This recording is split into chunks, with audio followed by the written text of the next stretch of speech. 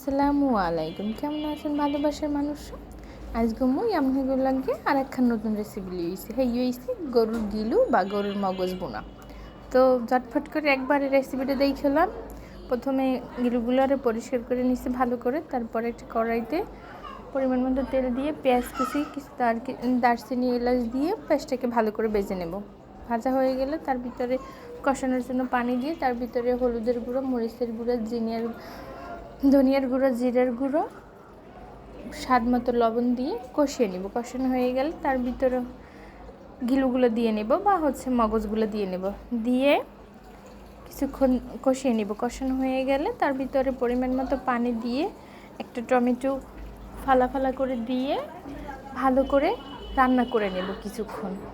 যখন মাখা মাখা হয়ে যাবে, উপরে তেল বেশি উঠবে, তখনই আমার রান্নাটা কমপ্লিট।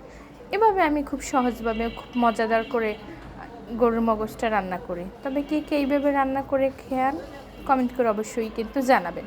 তবে আমার রান্নাটা আমি এইভাবেই করি, খুব সহজভাবে। এটা খেতে অসম্ভব মজাও হয়। আর গিয়ে আমার ভিডিও যারা যারা দেখেন, আমার ভিডিও যাদের কাছে ভালো লাগে তারা অবশ্যই আমাকে কিন্তু কমেন্ট করবেন বেশি বেশি করে।